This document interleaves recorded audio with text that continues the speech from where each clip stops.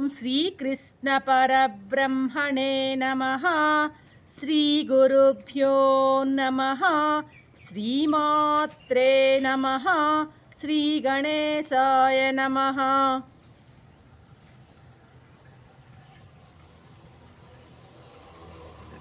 ప్రియాత్మ బంధువులారా, నిత్య జీవితంలో భగవద్గీత 517వ భాగం 18వ అధ్యాయం మోక్ష సన్యాస యోగం. నిన్నటి 36వ శ్లోకంలో స్వామి సాత్విక సుఖం గురించి సాధారణ పరిచయాన్ని మనకి చేశారన్నమాట. ఇక ఈ 37వ శ్లోకంలో దాని యొక్క సంపూర్ణమైనటువంటి స్వరూపాన్ని మనకి వివరించబోతున్నారు. ఇది చాలా ముఖ్యమైనటువంటి విషయాలు ఈ 37వ శ్లోకంలో మనకు కనిపిస్తాయి అన్నమాట. ఏమంటున్నారు స్వామి? యత్తదగ్రే విషమివ పరిణామే మృతోపమం తత్సుఖం సాత్వికం ప్రోక్తం ఆత్మబుద్ధి ప్రసాదజం అంటున్నారు స్వామి. అర్జున, ఉత్తమ సుఖము మనం అనుకున్నామే, సాత్విక సుఖము. ఉత్తమ సుఖము ఏది? సాత్విక సుఖము అనుకున్నాం కదా. మరి ఆ ఉత్తమ సుఖము మనకి కావాలంటే ఎక్కడి నుంచి వస్తుంది? బుద్ధితో సంభవిస్తుంది. ఉత్తమ బుద్ధితో. ఎటువంటి బుద్ధి అది? ఉత్తమమైనటువంటి బుద్ధి ఉంటే ఉత్తమమైన సుఖము లభిస్తుంది. ఏంటి ఉత్తమమైన బుద్ధి అంటే? రజోగుణము తమో గుణాలు లేనటువంటి శుద్ధ సాత్వికమైనటువంటి బుద్ధిలో తోచేటువంటి సుఖమే సాత్విక సుఖం అనబడుతుంది. రజస్తమో గుణాలు ఏమాత్రము లేని బుద్ధిలో రజస్తమో గుణాలు లేకుండా ఎప్పుడైతే ఉంటాయో అటువంటి బుద్ధిలో బుద్ధిలో తోచేటువంటి సుఖం ఏదైతే ఉందో అది సాత్విక సుఖం అనబడుతుంది. ఆత్మనిష్టమై ప్రసన్నమైన బుద్ధిలో తోచే సుఖం అన్నమాట. అంటే ఏంది? ఆత్మనిష్టమై అంటే బుద్ధి, ప్రసన్నమైన బుద్ధి అంటే ఏంది? వికల్పాలు లేనటువంటి మనస్సు. వికల్పాలు లేనటువంటి మనస్సు. వికల్పాలు లేని మనస్సే ఆత్మ. ఆత్మే వికల్పిస్తే మనస్సు. ఇది సత్యం, అసలు మామూలు సత్యం అన్నమాట. కాబట్టి ఆ బుద్ధిలో వికల్పాలు లేకుండా, విక్షేపణ లేకుండా ఎప్పుడైతే ఉంటుందో అటువంటి ఆత్మ నుంచి అటువంటి ప్రసన్నమైనటువంటి బుద్ధిలో తోచే సుఖమే సాత్విక సుఖము. నిజానికి సుఖం అనేది, నిజమైన సుఖం అనేది బయట లేదు. ఏది కూడాను సుఖం అనేది చాలా విలువైన వస్తువు. విలువైన వస్తువులు బయట ఉండవు. మన బంగారు వజ్రాలని ఎక్కడ పడేస్తాం? బయట పడేస్తామా? బీరువాలో దాచుకుంటాం. చెప్పులు అట్లాంటివి అయితే బయట యథేచ్ఛగా పెట్టేస్తాం అనమాట. కాబట్టి విలువైన వస్తువులు ఎప్పుడు కూడా బయట ఉండవు అనమాట, లోపలే ఉంటుంది అనమాట. ఈ సుఖం అనేది ఆత్మలోనే ఉంటుంది. ఒక బట్టనే, ఒక మురికి బట్టను కొడుతున్నాం సోపేసి, సర్ఫ్ ఎక్సెల్ సోప్తో. ఆ తెలుపు సోపులో లేదు, బట్టలోనే ఉంది. ఆ మురికిని పోగొట్టుకోవడం అనమాట. అర్థమవుతుందా? ఇట్లా ఈ సాత్విక సుఖం అనేది ఆనంద స్వరూపం అనేటువంటి ఆత్మ సంబంధంతోనే లభిస్తుంది.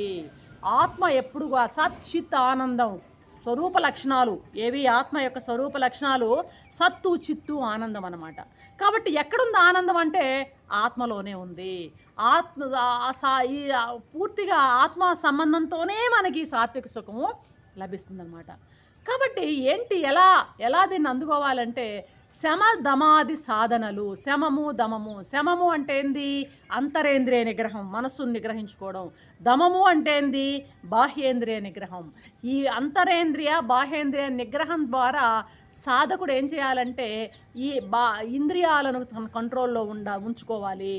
ఇంద్రియాల కంట్రోల్ మొదలుపెట్టి మనసుని కంట్రోల్ ఉంచినట్లయితే ఆ బుద్ధి అన్నీ కూడాను ఆత్మలో స్థితి అవుతుంది. మనం ఇప్పుడు చూడండి, మనం మామూలుగా ఎప్పుడైతే ఈ మనసు, బుద్ధి ఇవన్నీ కూడాను ఆత్మలో లయమవుతాయి అంటే ఏంటి? పని చేయని స్థితిలో, మనసు వికల్పాలు లేని స్థితిలో, ఆలోచన లేని స్థితిలో అలాగా మనసుని నా లోపల ఉన్న ఆత్మలో లయం చేసినప్పుడు, అటువంటి ఆత్మదిష్టుడైనప్పుడు మాత్రమే ఈ నిత్య సుఖము మనకు ప్రాప్తమవుతుంది. ఇది ప్రాప్తమయ్యే ఉంది. దాన్ని మామూలుగా మనమేం ఎక్కడి నుంచో తెచ్చుకోవాల్సిన అవసరం లేదు. ఇది ఈ సుఖాన్ని, ఆనందాన్ని. ఎందుకంటే ఆత్మ యొక్క లక్షణాలే సచ్చిత్ ఆనందం.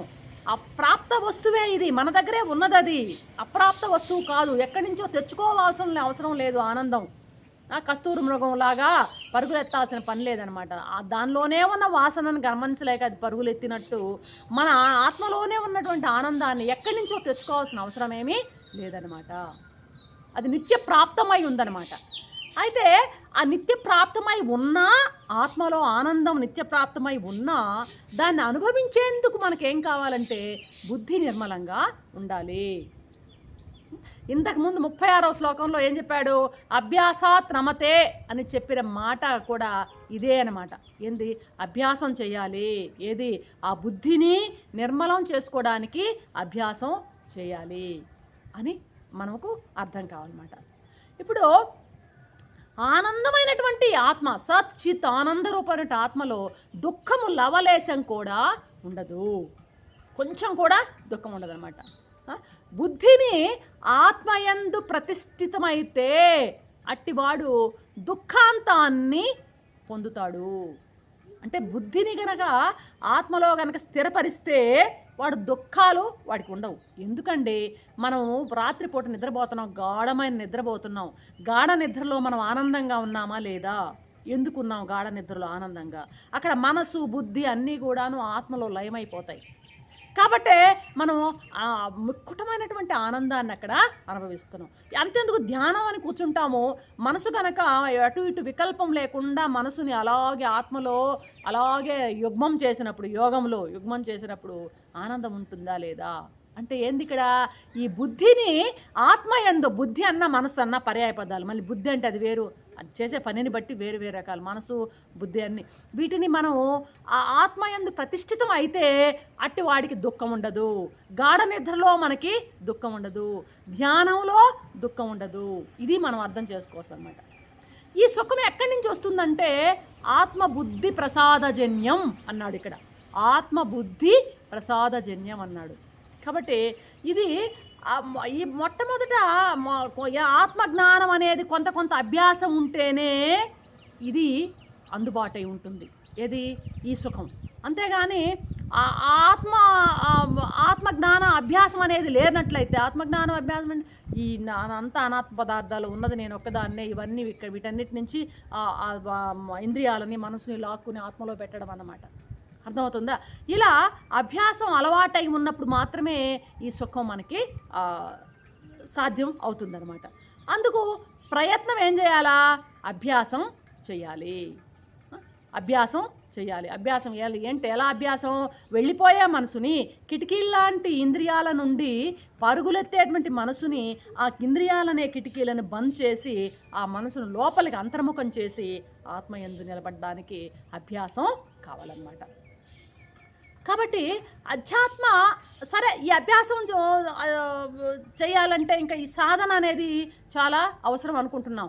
ఈ సాధన చేసే సమయంలో వివేక వైరాగ్యాలు, అంటే ఇది మంచిది కాదు, వివేకం వైరాగ్యం, దీన్ని వదలాలి అనుకునే భావన, ఈ వివేకము వైరాగ్యము వీటిని అవలంబించాలంటే మంచివి ఏదన్నా శ్రవణం మంచి చెయ్యాలన్నా ఇంకా అంతఃకరణలోని రకరకాల వృత్తులు వస్తుంటాయి, దాడి చేస్తూ ఉంటాయన్నమాట. మురికి గుంటని శుభ్రం చేయడానికి ఒక చుక్క నీళ్లు పోసామనుకోండి, ఆ ముందు ఏమవుతుంది? దుర్గంధం బయటికి వచ్చినట్టు రకరకాల వృత్తు సమూహాలు, విజాతీయ ఆలోచనలు ఇవన్నీ కూడాను అలాగే వచ్చి ముప్పిరిగా ఉంటాయన్నమాట.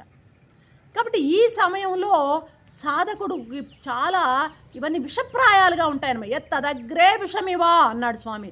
ఎత్తదగ్రే విషమివా. సాధన చేసేటప్పుడు వచ్చేటువంటి అవరోధాలు అన్నమాట ఇవన్నీ. ఏవి? వివేక వైరాగ్యం ఆచరించాలన్నా, శ్రవణ మననాదులు చేయాలన్నా, ఈ విజాతీయ వృత్తి ప్రవాహాన్ని అడ్డుకోనాలన్నా ఎట్లా ఉంటుందంటే చాలా కష్టతరంగా ఉంటుంది. ఒక ఆధ్యాత్మిక మార్గం అనేది కంటకు భూయిష్టం అండి. ఇది మాత్రం ఎవరైనా చాలా, అదేం సులభమైన మార్గం కాదు. చాలామంది చెప్పేటట్టు సులభమైన మార్గంలో చెప్పేస్తుండేటువంటి అంత ఈజీ కాదు ఆధ్యాత్మిక మార్గం అనమాట. మరి వీటిలో వచ్చేటువంటి అవన్నీ ఇబ్బందులన్నీ కూడా విషప్రాయంగా ఉంటాయి. ఎత్తదగ్రే విషమివా, విషప్రాయంగా ఉంటాయన్నమాట.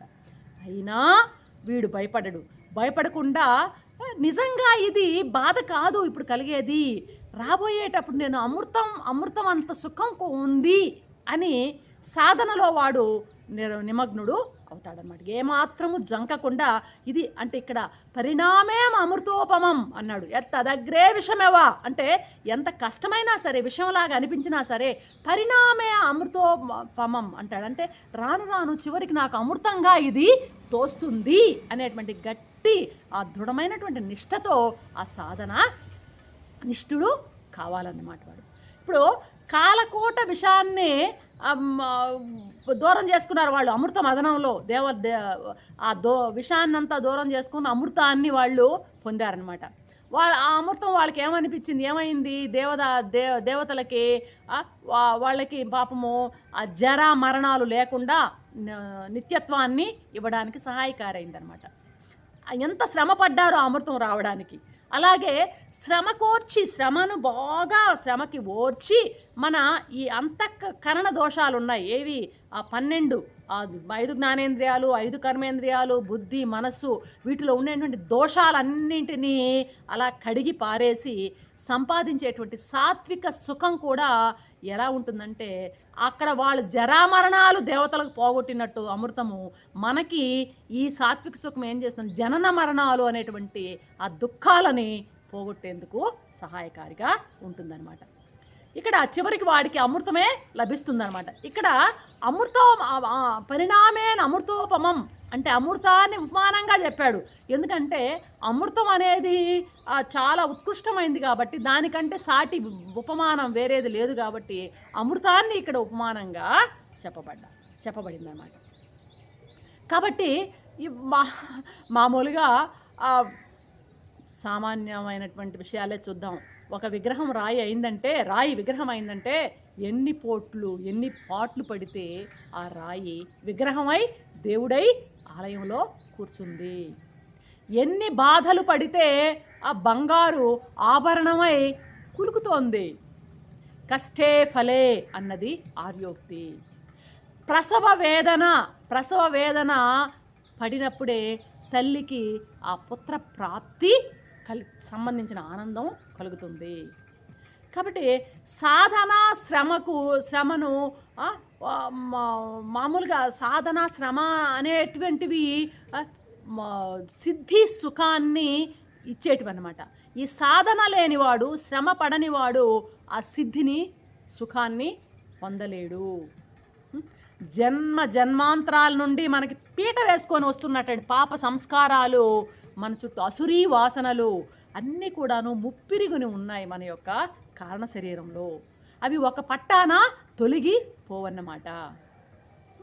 కాబట్టి ఆ రావణ యుద్ధము అధ్యాత్మ సాధకుని నిరంతరం యుద్ధం జరుగుతూనే ఉంటుంది ఈ వాసనలకు ఆ యొక్క సాధనకి మధ్య. కాబట్టి ఆ యుద్ధంలో రాముడే గెలవాలి. ఎందుకంటే అలే గెలుస్తాడు. ఎందుకంటే ఆ సాధన కృషి ఏమీ వృధా కావన్నమాట. సత్యం ధర్మం వైపే ఉంటుంది ఏది కూడానమాట.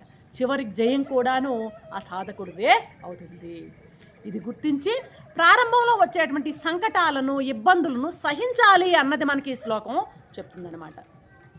మహాసుఖం కోసం మనం అల్ప సుఖాలని వదిలేయాలి. కొంచెం చిన్న చిన్న సుఖాలన్నిటి వదిలేస్తే మనకి మహాసుఖం లభ్యమవుతుంది. కాబట్టి ఈ ఆధ్యాత్మిక మార్గంలో ఎవడైతే ఈ విధంగా కచ్చిధీరుడు అంటాడనమాట. ఆధ్యాత్మ మార్గం కచ్చిధీరుడు ఎవడైతే ఉంటాడో వాడే ఆ మార్గంలో పయనించి వాడు గెలుపుని పొందగలడు. అక్కడ దేవలోకంలోని అమృతానికి ఈ అమృతానికి పోలికే లేదంటాడు స్వామి అన్నమాట. అమృతం తాగితే ఉన్న పుణ్యం కాస్త పోతుంది. క్షీణే పుణ్యే మధ్యలోకే మళ్ళీ అయితే పాపం పోదు అక్కడ. అయితే ముక్తి అనేది అసలే రాదు. కానీ ఈ అమృతాన్ని కనుక తాగినట్లయితే ఇది మోదకం అన్నమాట. అది మాదకం అయితే ఈ అమృతం మోదకము. ఈ అమృతానికి ఆ అమృతానికి అసలు పోలికే లేదని స్వామి ముగిస్తున్నారు. ఇది కొంచెం పెద్దదైంది.